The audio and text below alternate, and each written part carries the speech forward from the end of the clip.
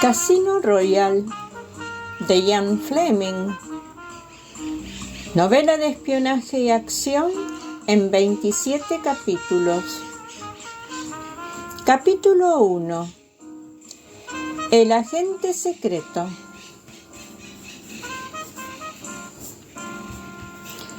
El olor, el humo y el sudor de un casino son nauseabundos a las 3 de la mañana. La erosión del alma que producen las grandes apuestas, un oscuro compuesto de avaricia, miedo y tensión nerviosa, se hace entonces insoportable y los sentidos se despiertan y se rebelan. James Bond se dio cuenta de que estaba cansado. Siempre sabía cuándo su cuerpo o su cabeza habían tenido suficiente y entonces actuaba en consecuencia. Así evitaba el tedio y el embotamiento de los sentidos que alimentan los errores. Se retiró discretamente de la ruleta en la que había estado jugando y fue a detenerse un momento ante la baranda dorada que cercaba, a la altura del pecho, la mesa principal de la salle privée. Le Chiffre seguía jugando y al parecer también ganando. Ante él había un desordenado montón de placas jaspeadas de 100.000 francos y a la sombra de su grueso brazo izquierdo anidaba una discreta pila de placas amarillas más grandes de $500.000 de francos cada una. Bond se quedó observando aquel curioso e impresionante perfil. Luego encogió los hombros para aligerar sus pensamientos y se alejó de allí. La casa estaba rodeada por una barrera que llegaba a la altura del mentón y el casier, que solía ser un empleado del banco de poco rango, se sentaba en su interior en un taburete y extraía fichas y billetes de sus respectivos montones, ordenados en estantes tras la barrera protectora a la altura de la ingle del público. Tenía una porra y una escopeta para protegerse. Saltar la barrera, robar algunos billetes, volver a saltar y salir del casino a través de pasillos y puertas habría sido imposible. Además, los cajeros solían trabajar de 2 en 2. Bond reflexionaba sobre todo eso mientras recogía un fajo de billetes de 100.000 francos y varios de billetes de 10.000. Con otra parte de la mente imaginó la reunión ordinaria que celebraría la dirección del casino a la mañana siguiente. Monsieur Le Chiffre ganó 2 millones, jugó como siempre. Mrs. Fairchild ganó 1 millón en 1 hora. Copó la banca 3 veces a Monsieur Le Chiffre en 1 hora y se marchó. Jugó con frialdad. Monsieur le Vicomte de Villorén ganó 1.200.000 en la ruleta. Hizo apuestas máximas en la primera y la tercera docenas y tuvo suerte. Por su parte, el inglés Mr. Bond aumentó sus ganancias exactamente 3 millones en 2 días. Aplicó un sistema de juego progresivo en los rojos de la mesa de 5. Duelos. El chef de partie tiene los detalles. Es un jugador perseverante que hace apuestas máximas y tiene suerte y buenos nervios. En la soirée de ayer, las mesas de Germain, de Fer hicieron dinero, las de baccarat y las de ruleta. Las mesas de boulet volvió a tener pocos clientes, pero siguen cubriendo gastos. Merci, monsieur Javier. Merci, monsieur le président.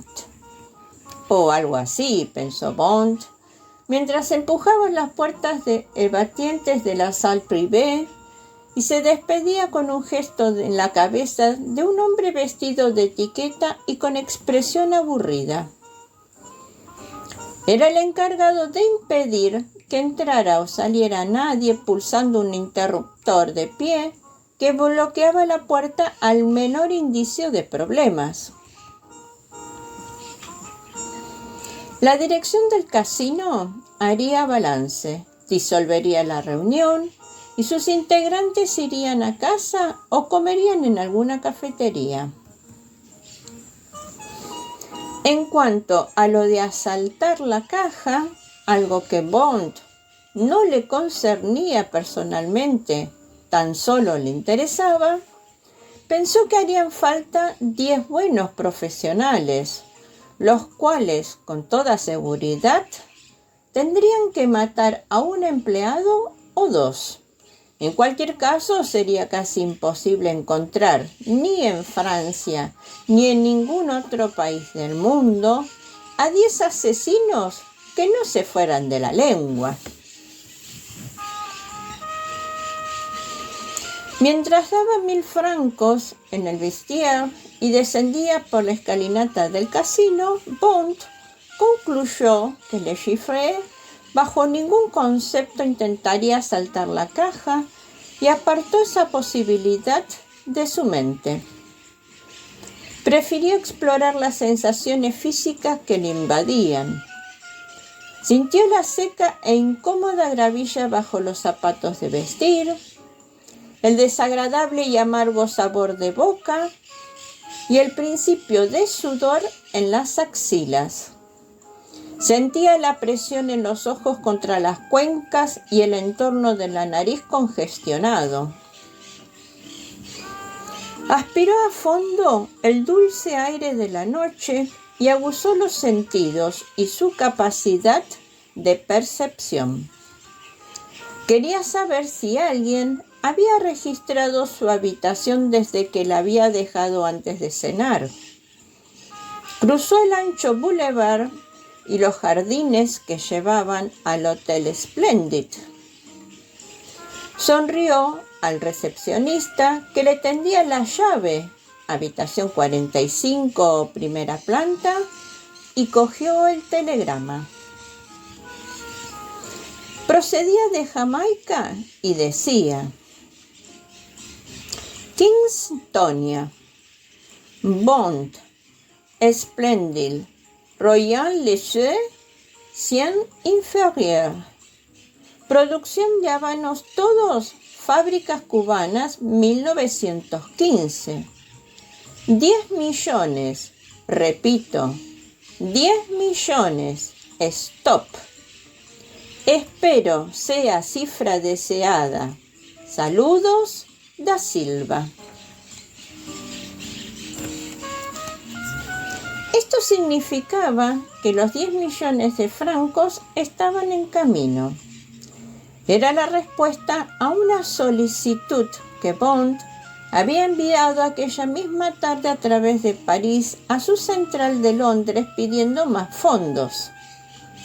París había contactado con Londres, donde Clements, el jefe del departamento de Bond, había hablado con M, quien con una sonrisa irónica ordenó a el corredor que lo arreglara con tesorería. Como Bond había trabajado en una ocasión en Jamaica, su tapadera en el caso del Royal era hacerse pasar por un acaudalado cliente de Mrs. Caffery, la principal empresa de importación-exportación de aquel país.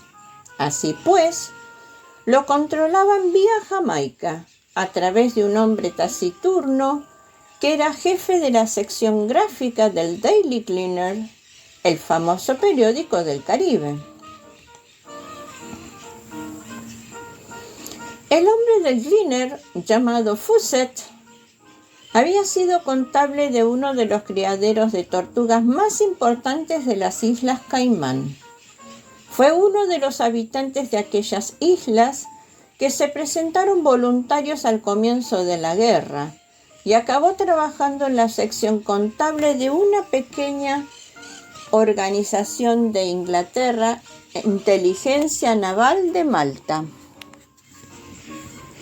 Al final de la guerra, cuando muy a su pesar tenía que regresar a las Caimán, fue captado por la sección del Servicio Secreto para el Caribe. Le enseñaron cuanto pudieron de fotografía y de algunas obras de arte, y con la callada connivencia de un hombre influyente en Jamaica, llegó hasta la sección gráfica del Gleaner. Cuando no examinaba fotografías enviadas por las grandes agencias, Keystone, Whitewall, Universal, ENP o Reuters Photo, recibía perentorias instrucciones telefónicas de un hombre a quien no conocía para que efectuara ciertas operaciones sencillas que solo requerían absoluta discreción, rapidez y precisión. Por esos servicios ocasionales cobraba 20 libras al mes, que le eran ingresadas en su cuenta del Royal Bank of Canada por un pariente ficticio de Inglaterra. La misión actual de Fawcett era reenviar de inmediato a Bond, con tarifa preferente, el texto de los mensajes telefónicos que él recibía en su casa de su contacto anónimo. Este le había dicho que nada de cuanto se le pidiera que enviase despertaría las sospechas del servicio de correo jamaicano. Por eso, no le sorprendió verse nombrado de la noche a la mañana corresponsal de Agencia de Prensa Gráfica Marítima con servicio contra el reembolso de recogida de prensa para Francia e Inglaterra y cobrando a cambio otras 10 libras mensuales. Fawcett se sintió seguro y alentado. Pensó en la medalla del Imperio Británico y pagó el primer plazo de un Morris Minor. También se compró una visera verde, de la cual hacía tiempo que se había encaprichado, que le ayudaba a imponer su personalidad en la sección gráfica del periódico. Eso era parte del escenario que Bond imaginó para el telegrama. Estaba acostumbrado al control indirecto y no le disgustaba. Hacía que se sintiera, en cierta manera, acolchado y le evitaba tener que seguir un horario estricto en sus comunicaciones con M. Sabía que probablemente no era así, que el Royal Lycée habría otro miembro del servicio informando por su cuenta, pero aquello le creaba la impresión de no estar tan solo a menos de 200 kilómetros, al otro lado del canal, de aquel aburrido edificio de oficinas próximo al Regent Park, desde el cual lo observaban y juzgaban los 4 cerebros fríos que movían todos los hilos. Tal como Fawcett, el hombre del Caimán, destinado en Kingston, sabía que, si compraba el Morris Minor al contado en un lugar de firma con un contrato de venta a plazos, alguien en Londres podría enterarse y querría saber de dónde procedía el dinero. Bond leyó el mensaje 2 veces. Arrancó una hoja de blog de telegramas del mostrador. ¿Para qué dejarles la copia en papel carbón? Y escribió su respuesta en mayúsculas. Gracias. Información suficiente. Bond. Se lo dio al recepcionista y se metió en el bolsillo el telegrama firmado Da Silva. Los jefes del recepcionista, de haberlos, también podrían sobornar a la oficina de correos para obtener una copia. Eso, si éste no había abierto antes el sobre al vapor o no hubiese leído el telegrama a través de las manos de Bond. Bond cogió la llave, dio las buenas noches y se encaminó hacia las escaleras, rechazando con un gesto de cabeza la oferta del ascensorista. Sabía qué útil era un ascensor como señal de alarma. No esperaba que hubiese movimiento en la primera planta, pero prefería ser prudente. Mientras subía de puntillas y con sigilo, lamentó la arrogancia de su respuesta a M vía Jamaica. Como jugador sabía que era un error confiar en un capital demasiado limitado. En cualquier caso, M tampoco le habría concedido más. Encogiéndose de hombros, dejó las escaleras, entró en el pasillo y caminó con cautela hasta la puerta de su habitación. Sabía con exactitud dónde estaba el interruptor. Con un rápido movimiento abrió la puerta de par en par, encendió la luz y apuntó con la pistola desde el umbral. La habitación, vacía y segura, le sonrió con sorna. Ignoró la puerta entreabierta del cuarto de baño y tras cerrar con llave, encendió la lámpara de la mesilla de noche y la luz del espejo y arrojó el arma sobre el sofá que había junto a la ventana. Luego se agachó e inspeccionó uno de sus cabellos negros que permanecían sin tocar donde lo había dejado antes de ir a cenar, atrapado en la ranura del cajón del escritorio. Examinó también la pizca de polvos de talco que había en el reborde interior del pomo de porcelana del ropero. Estaba intacta. Fue al lavabo, alzó la tapa de la cisterna y cotejó el nivel de agua contra una pequeña marca hecha en el flotador de cobre. Realizando todo aquello, verificando esas diminutas alarmas antirrobo, no se sentía ridículo ni paranoico. Era un agente secreto y todavía estaba vivo gracias a la minuciosa atención de su profesión en los detalles.